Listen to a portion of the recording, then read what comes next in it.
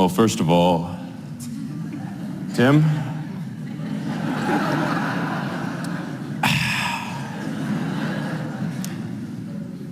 All right, now that I got that out of the way, good morning. My name is Henry Brooks.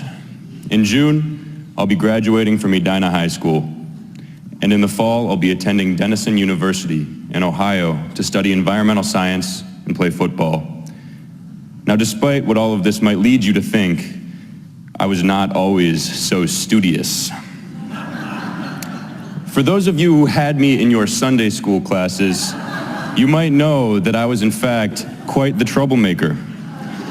I'd like to especially apologize to Brad, who I don't believe is here today, but through the magic of the live stream, I'll be able to do it anyways.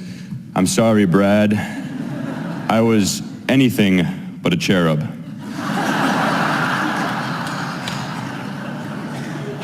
Throughout elementary and middle school, I was always getting in trouble.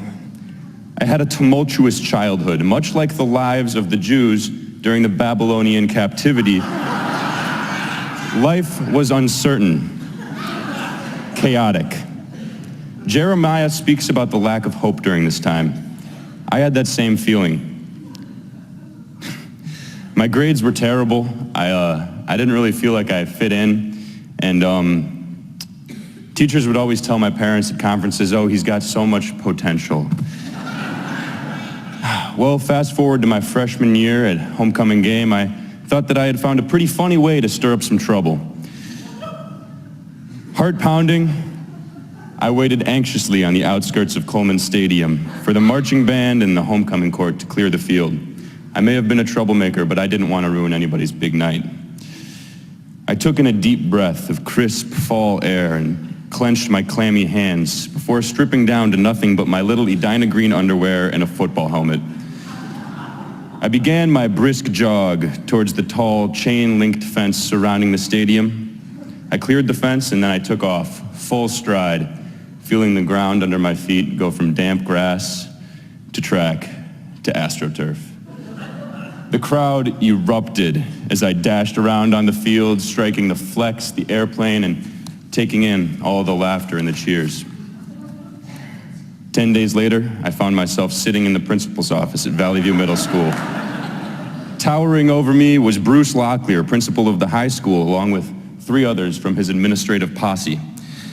I was suspended for 3 days, and a month passed before I was called up to the office again, and this time I was met by the school's police liaison.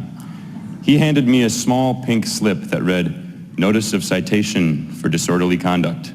Principal Bruce Locklear was pressing charges. My punishment, 12 hours of community service.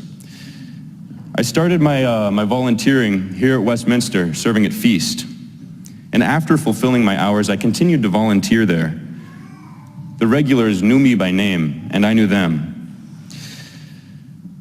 As I became acquainted with the other volunteers at Feast, I discovered more opportunities to be of service here at Westminster. The first of these was being a lay reader, and later I became a founding member of the Psalmists. Well, it turns out I rather enjoyed public speaking and music. So let's jump to my sophomore year in band. An injured shoulder sidelined me from playing in the winter concert. So our director enlisted me to write the program notes and MC the event. I worked really hard to make the transitions between pieces entertaining, cracking jokes, and doing my best to keep the parents and the reluctant younger siblings of band students entertained.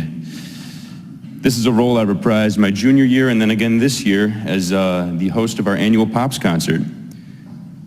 Now, something was happening these past 4 years of my life that I did not realize was happening until now. Westminster was shaping my character, transforming me from every middle school teacher's worst nightmare to a well-rounded leader in my community. Through Westminster, I have found friends and faith and all the joy and peace of mind that comes with that.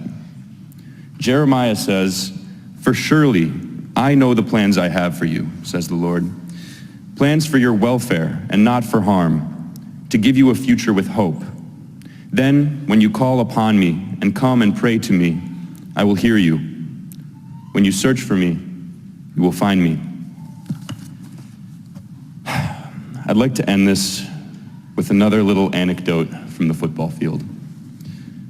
Junior year, homecoming game.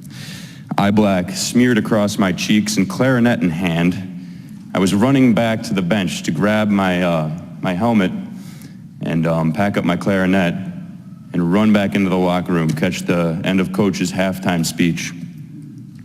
This is when I was stopped by none other than Principal Bruce Locklear.